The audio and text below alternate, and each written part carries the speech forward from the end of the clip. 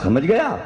وہ نشان حیدر ہے، مجبوری ہے۔ اگر کسی کے پاس تلوار ہوتی اور کوئی بڑا نشان ہوتا تو پاکستان کی فوج اس کے نام پر نشان فلاں، نشان فلاں، نشان فلاں، نشان حیدر آثار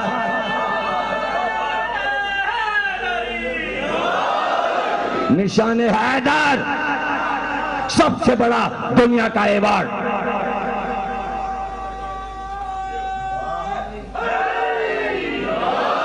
کس کو ملتا ہے؟ کرار کو۔ کسے ملتا ہے؟ غیر فرار کو۔ اگر کوئی فوجی بھاگا ہے تو اس کو نہیں ملے گا نشان حیدر۔ تو نشان کیا ہے؟ نام آپ نے رکھ لیا نا اس کا، کچھ بھی بنا لیجئے، علی سے منسوب ہو گیا۔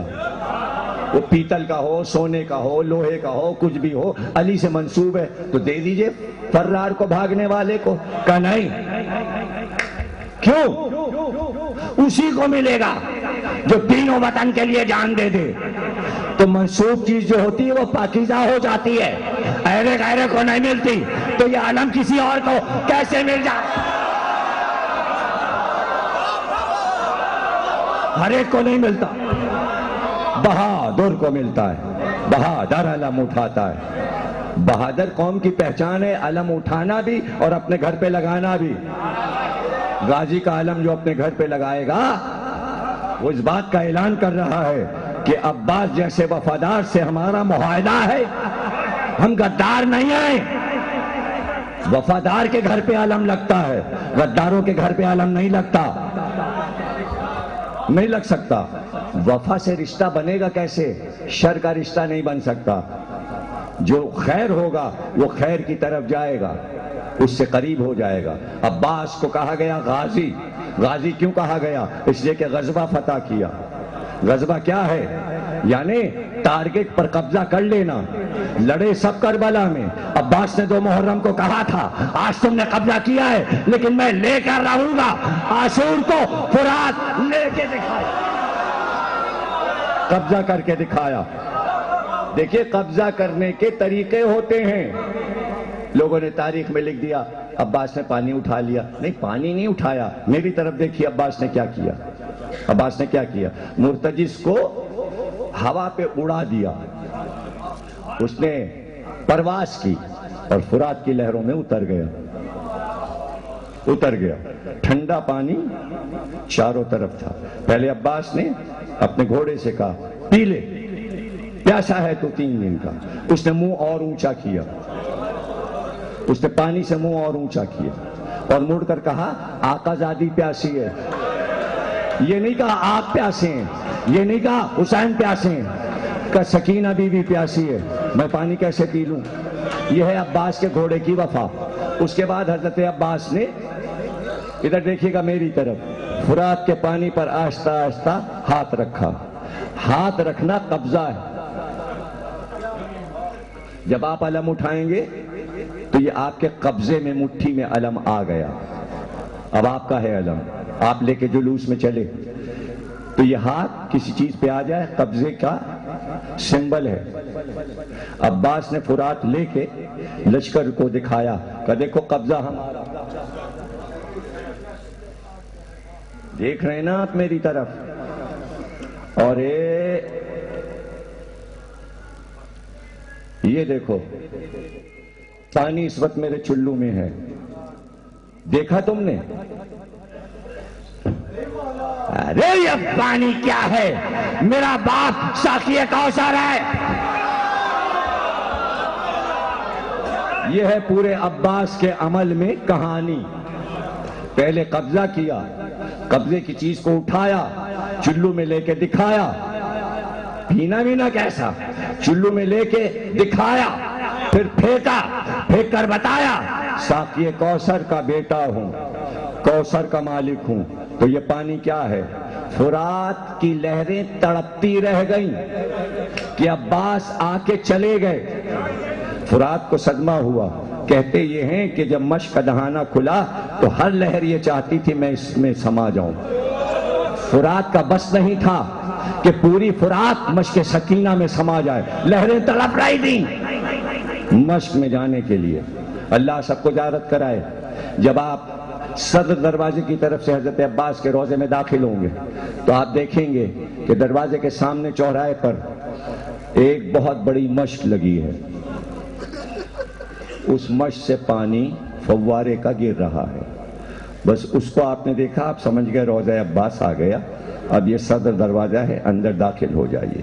پیچھے کا دروازہ جو ہے وہ فرات کی طرف جاتا ہے، اس دروازے کا نام ہے، اس دروازے پہ لکھا ہے باب سقائے سکینہ۔ ایک دروازہ ہے، اس پہ لکھا ہے باب فرات۔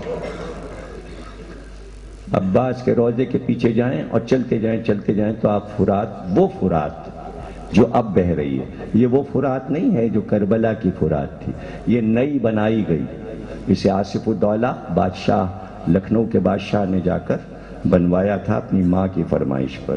ماں نے کہا تھا کہ کربلا فرات کے بغیر اچھی نہیں لگتی، اس لیے مزدور بلا کر فرات بناؤ اور پانی لاؤ بڑے دریا سے۔ تو لایا گیا وہ پانی، وہ اصل فرات جو امام حسین کے دور میں تھی، جسے نہر القمہ کہتے ہیں، وہ کہاں گئی؟ وہ کہاں گئی؟ بعد کربلا ایک دن آپ کے چھٹے امام جعفر صادق صلوات اللہ، آپ جب آتے تھے تو حور کے روضے کے قریب ایک باغ ہے جسے امام صادق کا باغ کہتے ہیں، وہاں مکان ہے جس میں آپ ٹھہرتے تھے۔ اس کی بھی زیارت میں نے کی اور لوگوں نے بھی کی ہوگی، وہاں کی کھجوریں بھی لوگوں نے کھائی ہیں جہاں امام صحن میں بیٹھتے تھے، اس طرف ٹھہرا کرتے تھے اور وہاں سے آتے تھے۔ کسی نے پوچھا کہ آپ یہاں کیوں ٹھہرتے ہیں؟ کہ میں اس لیے ٹھہرتا ہوں کہ اس طرف سے حسین دوسری محرم کو کربلا میں داخل ہوئے تھے، یہ میرے جد کے آنا کا راستہ ہے، اس لیے میں اسی طرف سے کربلا میں داخل ہوتا ہوں۔ زیارت کرنے کے بعد جب آپ روزے سے نکلے تو اصحاب نے کہا مولا یہ ہے فرات، فرات کو نہیں دیکھیں گے؟ تو آپ نے فرات کی طرف نظر کی اور کہا حسین کے بچے پیاسے مر گئے اور تو اب تک بہے جا رہا ہے۔ بھئی یہ کہہ کے امام چلے گئے۔ کہتے ہیں اس کے بعد امام کے ارشاد کے بعد صدمے سے فرات دریا غائب ہو گیا۔ حدیث میں ہے کہ خشک ہو گیا، پانی ہوا میں اڑ گیا، صحرا ہو گیا، لیکن اس نے اپنا منہ چھپایا تھا، اس نے اپنا منہ چھپایا تھا، وہ زمین کے اندر اتر گیا شرم کی وجہ سے۔ محترمہ بے نظیر شہید زیارت کے لیے گئیں، جب پہلی بار الیکشن انہوں نے جیتا، موجودہ صدر پاکستان زرداری صاحب بھی ان کے ساتھ تھے، قافلہ بہت بڑا تھا اور خصوصی طور پر ان کو اجازت وہاں سے ملی کہ حضرت عباس کے روضے کو اندر سے دیکھیں، تہخانے میں جا کر اصل قبر کو دیکھیں۔ اس کا ویڈیو بنا، جگہ جگہ اس کا ویڈیو عام ہوا، اب بھی بازار میں بکتا ہے، ٹیلی ویژن پر بھی دکھایا جا چکا ہے محرم میں۔ اب اس ویڈیو کو آپ دیکھیں تو میری بات آپ کے سمجھ میں آئے گی کہ جب بے نظیر زینے اتر کر پہنچی تو آخر کے زینے سب پانی میں ڈوبے ہوئے تھے، تو ویڈیو میں یہ آواز آتی ہے کہ زرداری تم جاؤ، یہ کہہ کر بے نظیر وہاں سے واپس ہو گئیں۔ جانے انہیں کیا نظر آیا، شہادت انہیں ایسی ہی نہیں ملی، حضرت عباس کی قبر کے قریب جا کر وہ واپس ہوئیں، اور کیا انہوں نے دیکھا؟ مجھے حیرت سے نہ دیکھیے، ویڈیو دیکھیے گا، میں تو تفصیل بتا رہا ہوں۔ زرداری گئے اور وہ آخر تک گئے، جس وقت زرداری صاحب اندر گئے تب اندر کا منظر دکھائی دیتا ہے، اب منظر میں آپ کو سنا رہا ہوں، اور اس منظر کو آپ ویڈیو میں تو دیکھ سکتے ہیں، لیکن اگر روضہ عباس پہ جائیں تو میں آپ کو طریقہ بتاتا ہوں کہ اس منظر کو آپ محسوس کر سکتے ہیں. سب کو تو اندر جانے کی اجازت نہیں، تہ خانہ بہت گہرا ہے، اصل قبر نیچے ہے، اوپر حضرت عباس کی زری لگی ہے جسے ہم چومتے ہیں، اوپر صرف تابوت رکھا ہے، قبر نیچے. حضرت عباس کے روضے میں پورے فرش پر آپ دیکھیں گے کہ جگہ جگہ سجدے کے برابر سوراخ بنے ہوئے. یہ سوراخ نیچے سے ہوا کے لیے ہیں. آپ اس میں کان لگا کے سنیں گے تو ایک شور کی آواز آئے گی. وہ شور میں آپ کو بتاتا ہوں کہ وہ شور کیسا ہے، وہ ویڈیو میں بھی ہے. اور اکثر ایسا ہوتا ہے کہ چھت بہت اونچی ہے نیچے تہ خانے کی، لیکن پانی اتنا اونچا اچھلتا ہے کہ اس سوراخ سے عباس کے روضے کے فرش پہ پانی آ جاتا ہے. تو جو لوگ نماز پڑھ رہے ہوتے ہیں ان کے پیشانی سے آ کے اکثر پانی فرات کا ٹکراتا ہے. لوگ اپنا رومال، اپنا دامن، اپنا کفن اس پانی سے تر کرتے ہیں. یہ تو میں اوپر کی بات میں نے بتا دی. اب نیچے کی جب زرداری صاحب گئے تو جو شور تھا، یا آپ اس سوراخ سے جو کہ روضے میں بنے ہوئے کان لگا کے سنیں گے تو ایک شور ہے.